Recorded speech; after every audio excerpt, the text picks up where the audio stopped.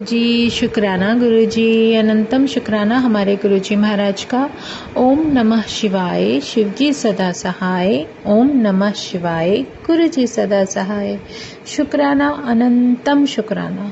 जितने शुक्राने मैं अपने परमात्मा के करूं, अपने महाशिव, अपने पूर्ण गुरु के करूं, उतना ही कम है, क्योंकि वो हमारे कष्टों को इस तरह से हटा देते हैं कि उनका सिर्फ शुक्राना ही शुक्राना बनता है। सच में दिल से शिव शुक्राना निकलता है, अंतरात्मा से सिर्फ शुक्राना निकलता है, और जितना शुक्राना हम करेंगे हम अपने परमात्मा के करीब होते चले जाएंगे। जय गुरु जी, शुक्राना गुरु जी। हमारे मन में इतनी इच्छाएं होती है ना, ये इच्छाएं ही हमें बाधित करती हैं अपने परमात्मा के सिमरन में। और कभी कभी बहुत सारी ऐसी परिस्थितियां भी आ जाती हैं, या कुछ भी कह सकते हो आप, हमारे चारों तरफ जो भी है, सब कुछ है, जो भी चल रहा होता है, उससे हमारे भाव पर जो फर्क पड़ता है, या कुछ भी जो भी मन में आता है, उससे बचना और अपने परमात्मा को याद करते रहना सबसे बड़ा एग्ज़ाम होता है। क्योंकि इंसान का जो कहते हैं ना, आप कह सकते हो शब्द को लालच, जो लालच है ना, वही हर कर्म का सबसे बड़ा कारण बनता है। हमारे मन में इच्छाएं भी लालच की वजह से ही आती हैं। अब ये सोचो कि हमारे मन में किसी भी चीज़ को देखकर लालच आ गया, हाय ये मेरे पास होनी चाहिए, वो लालच ही तो है, तभी तो इच्छा ने जन्म ले लिया। तो यही सब परमात्मा सिखाते हैं कि अपने मन को कंट्रोल करना सीखो, संयम में लाना सीखो, और धीरे धीरे सिर्फ जो हो रहा है, जैसे हो रहा है, जो रास्ता बनता जा रहा है, उस पर चलते जाओ और मेरा सिमरन करते जाओ। जिम्मेदारियां भी अपने आप पूरी होती चली जाएंगी। और सबसे बड़ी बात तो ये है कि जब परमात्मा खुद साथ में है तो फिर इन बातों से कुछ फ़र्क नहीं पड़ता। तो शुक्राना ही शुक्राना है मेरे गुरुजी महाराज का। इससे रिलेटेड कि हम किस तरीके से कर्मों को पहचान सकते हैं, कि लालच को पहचान सकते हैं, इससे एक रिलेटेड एक सत्संग याद आ गया, गुरुजी ने याद दिलाया। आज मन था कि मैं शेयर करूं। एक सेठ जी होते हैं और बहुत अमीर होते हैं, बहुत अमीर, मतलब किसी को कुछ देना पसंद नहीं करते थे। उनकी पत्नी को कोई भी संतान नहीं होती। तो क्या होता है कि उनके हाथ बटाने के लिए घर में कुछ भी नहीं होता कि भाई किसी की मदद ले ले या कुछ करे, लेकिन उनके मन में एक इच्छा थी कि मेरे पास इतनी धन दौलत है, इतना सब कुछ है, उसे उसका कोई तो उत्तराधिकारी होना चाहिए। लेकिन वो इच्छा ही थी। अच्छा, कुछ दिन में एक व्यक्ति आता है, बच्चा आता है, कम उम्र का, जैसे 15-16 साल का या 17 साल का, कोई भी एज आप समझ सकते हो, कम आयु का। वो काम मांगने के लिए उनके पास आता है। उस पर दया करके सेठ जी उसे काम दे देते हैं, और वो धीरे धीरे उनका इतना मतलब इतना सारा काम संभाल लेता है कि सारा कुछ उसी के अनुसार होने लगता है, कि वो इतना अच्छा व्यापार चला देता है, सेठ को और भी ज़्यादा लाभ ही लाभ होने लगता है। तो जो वेतन था, जब सेठ जी उसे देने लगते हैं तो वो कहते हैं मैं एक ही बार में आपसे ले लूँगा, जब यहाँ से जाऊँगा तो आप मुझे सारा वेतन दे देना। तो सेठ उसे खुश होकर एक बार उसको बोल देते हैं कि मैं तुझे इतना दूंगा, और जो भी वो परसेंटेज बता देते हैं कि तूने जो इतना मेहनत की है, जो इतना व्यापार में तूने मेरी मदद की है, उसका मैं बहुत बहुत आभारी हूँ। और जो कुछ भी हो रहा है बहुत अच्छा हो रहा है, अच्छा जा रहा है, और वो सब कुछ बहुत बढ़िया हो जाता है। जब तुम जाओगे तो तुम अपना हिस्सा लेकर चले जाना, जो भी तुम्हारा बनता है। क्योंकि उसके काम से खुश होकर कुछ परसेंट सेठ जी उसको प्रॉमिस करते हैं कि तूने इतना किया है तो मैं तुझे इतना परसेंट ज़रूर दूंगा। तो वो व्यक्ति भी खुश हो जाता है कि भाई सेठ जी इतने दयालु हैं, इतने दानी हैं। और जो सेठ जी की पत्नी होती है ना, ये जो समय चल रहा होता है उसके कोई संतान नहीं होती, तो वो जो पत्नी होती है वो उस लड़के में अपने पुत्र को देखने लगती है और वो उसको अपना मानकर उसका ध्यान रखने लगती है। तो एक अटैचमेंट बनती चली जाती है और वो उससे बहुत प्यार करने लगती है। लेकिन कुछ समय बाद भगवान की माया देखो, लीला देखो, या तो उस सेठ की जो पत्नी थी उसके कर्म अच्छे हो गए कि उसने किसी और को इतना प्यार किया कि वो उसके कर्मों में लिखा गया। तो उसको भगवान जो है एक पुत्र ब्लेस कर देते हैं, उसको उसकी खुद की संतान मिल जाती है, तो वो अपनी संतान के साथ बिजी हो जाती है। और यहाँ पे उस बच्चे को ऐसा फील होने लगता है कि भाई अब मेरा मतलब इतना नहीं रहा यहाँ पे, तो मुझे यहाँ से चल देना चाहिए। वो सेठ जी से मांगने के लिए जाते हैं कि भाई अब सेठ जी मेरा जो भी वेतन अब तक का बना है आप वो मुझे दे दीजिए, या जो भी आपको देना है मुझे दीजिए, मुझे कहीं और जाना है, मुझे अपने घर वापस जाना है, मुझे भी अपने घर जाकर अपने माता पिता का हाथ बटाना है। मैं धन कमाने आया था और वो मेरा मकसद हो गया है, तो आप मुझे दे दीजिए। तो सेठ जी उस समय तो उसको बहुत प्यार से समझाकर भेज देते हैं कि कल ले जाना और आप यहाँ से जा सकते हो। लेकिन रात को सेठ जी के मन में एक लालच आता है कि अगर मैं इसको अब तक का इतना सारा वेतन देने लगूँगा तो मेरे पास से तो इतना चला जाएगा। जो उनकी कैलकुलेशन थी वो चलने लगी कि ऐसा क्या करूं कि जो मुझे इसे कुछ भी ना देना पड़े। तो ये उनके मन का लालच था और हैरान हो गए सोचकर। हम लोग भी हैरान हो जाते हैं ऐसी बात सुनकर, या समझने में जब आती है तो बड़ा दुख होता है। वो क्या करते हैं, वो उस बच्चे को रात को खाने में सोने से पहले पॉइजन मिला कर दे देते हैं और वो सुबह तक मृत हो जाता है। सेठ जी उसका अंतिम संस्कार कर देते हैं लोगों को दिखाने के लिए कि बेचारा बहुत अच्छा था, ये था वो था, जो कुछ भी होता है सो एंड सो। और वो इस बात से खुश होते हैं कि मुझे कुछ भी नहीं देना पड़ेगा। और ये भगवान का देखो, उस सेठ का लालच उसको अगले जन्म में एक कर्म के अंदर बांध देता है कि वो खुद ही अपने कर्मों के कारण एक रीछ का जन्म ले लेते हैं। और जो उस रीछ के लिए मदारी नियुक्त होता है वो परमात्मा की मर्जी से, वो वही व्यक्ति होता है जिसको उन्होंने पॉइजन दिया था। अब वो उस रीछ को अपने साथ घुमाते थे। मदारी जो था वो उससे पूरा काम लेता था, लेकिन उसको खाने पीने को कुछ नहीं देता था, बहुत कम, सिर्फ कि वो जी सके। अब ये सब क्या हो रहा था, वही कर्मास थे जो उसकी लालच और इच्छा की वजह से कर्म ऐसा बन गया कि जो नेक्स्ट जो बर्थ मिला वो उसे इंसान का न मिलके रीछ का मिला, और उसे वो सब काम करना पड़ता था जो मदारी उससे करवाता था। और कहीं ना कहीं भगवान ने कुछ मेहर ऐसी की उस मदारी के ऊपर कि उस मदारी को ये पता था कि उसका पिछला जन्म क्या था और उसके साथ क्या घटित हुआ और ये रीछ कौन है। और यही सब एक बार जब रीछ भगवान से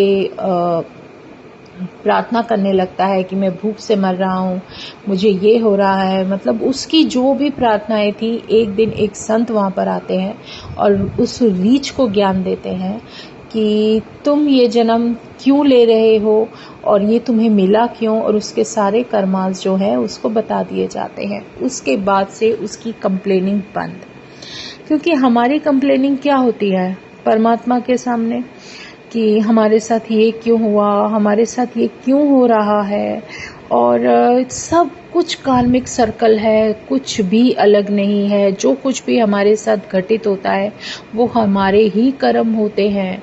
अगर हम कहते हैं ना कि हमें अगर किसी का कुछ गिव एंड टेक, जो कुछ भी रिटर्न देना है वो हमें देना ही होता है, और जब वो मिल जाता है तो वो वहीं पर दी एंड हो जाता है।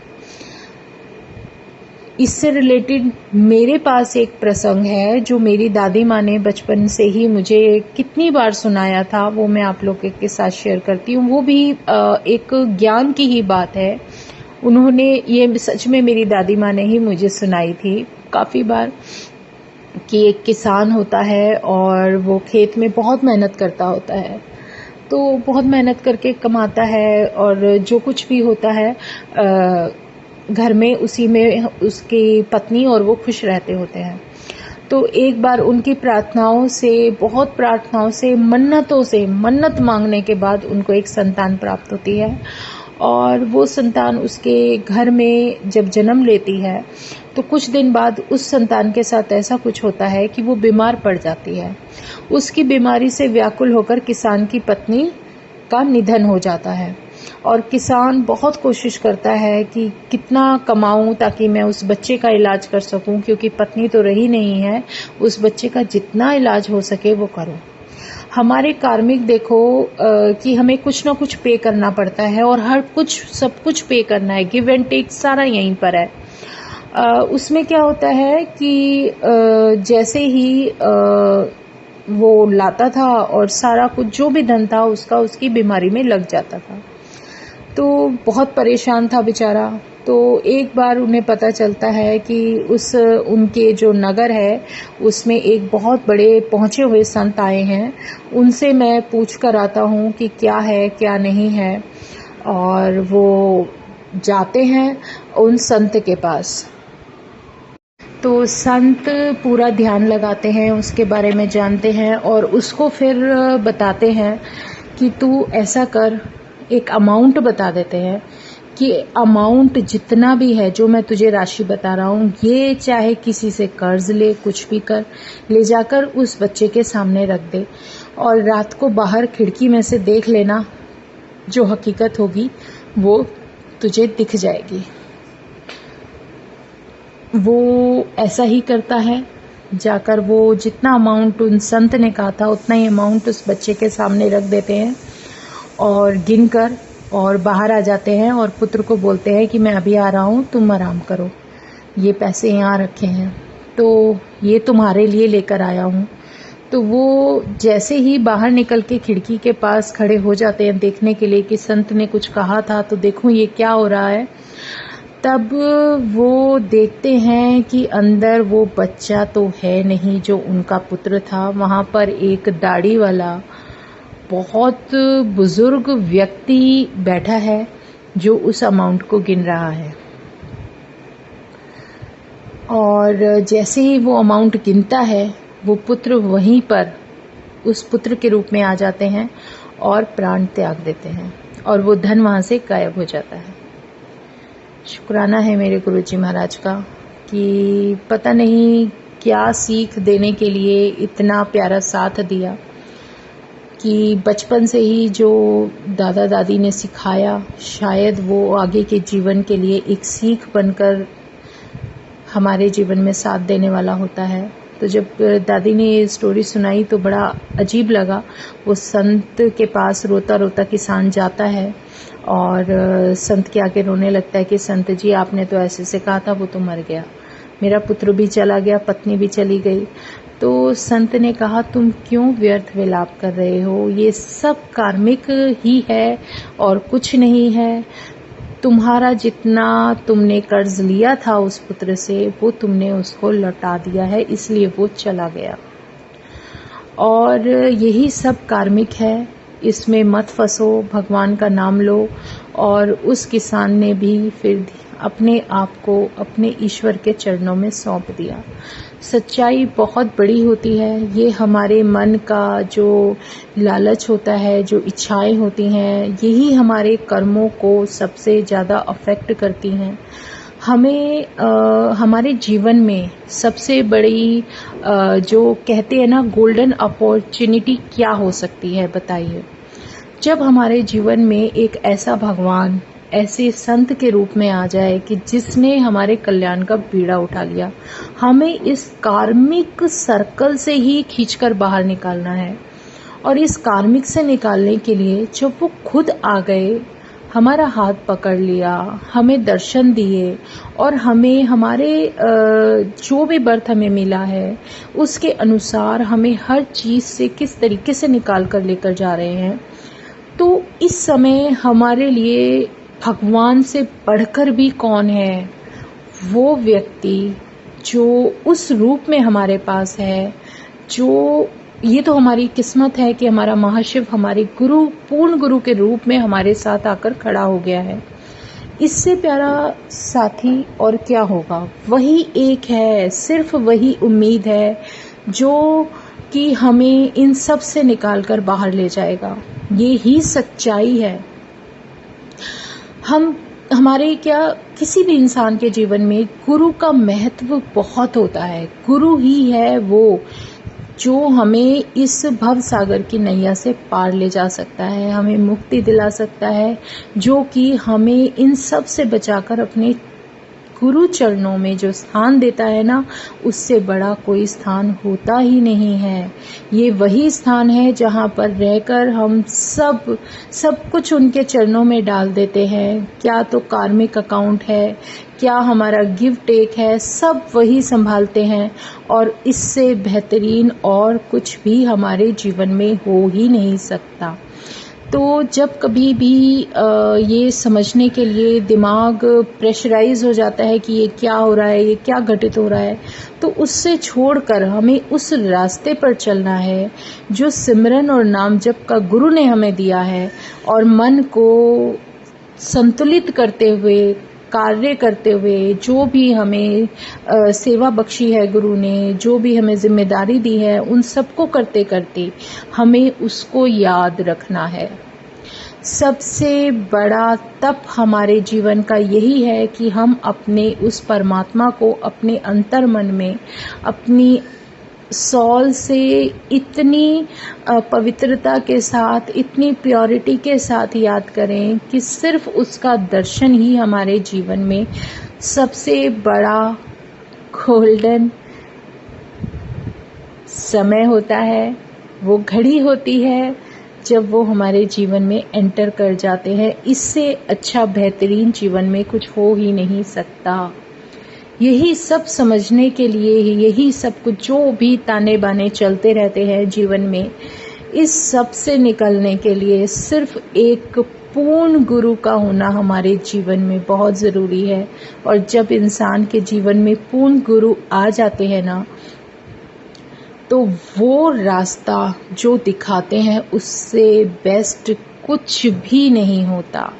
शुक्राना है मेरे गुरुजी महाराज का, अनंतम शुक्राना कि इतना प्यारा जो कुछ भी वो दे रहे हैं, जो समझा रहे हैं, जो बख्श रहे हैं, उस बख्शनहार के हाथ में वो सब कुछ है जो तुम्हें तुम्हारे जीवन में चाहिए।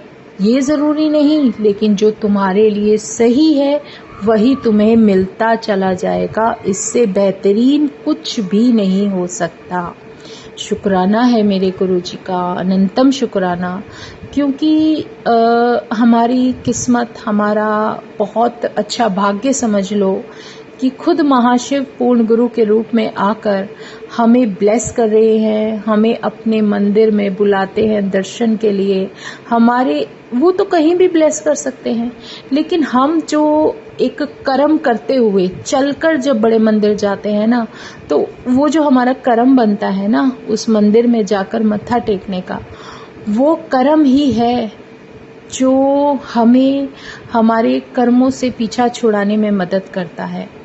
कोई संगत बोलती है, यार क्या मिलता है तुम्हें वहाँ जाकर बड़े मंदिर, तुम क्यों बार बार वहाँ जा रहे हो? उन्हें ये नहीं पता कि हमारे जीवन का कौन सा सफ़र गुरु वहाँ पर बुलाकर पूरा करता है, और हम अपने उन कष्टों को पीछे छोड़ते चले जाते हैं जो हमें जीवन में मिलने होते हैं। और हमारा परमात्मा हमें उनसे, हर चीज़ से रक्षा करते हुए हमारा साथ देता है, हमारे उन कर्मों से बचाता है जो शायद हर किसी के साथ उसको परेशान करने के लिए, जो कि हम नहीं जानते, हमें नहीं पता हमारा क्या है क्या नहीं, सब परमात्मा जानता है, सिर्फ वही बख्शता है, वही बख्शनहार है।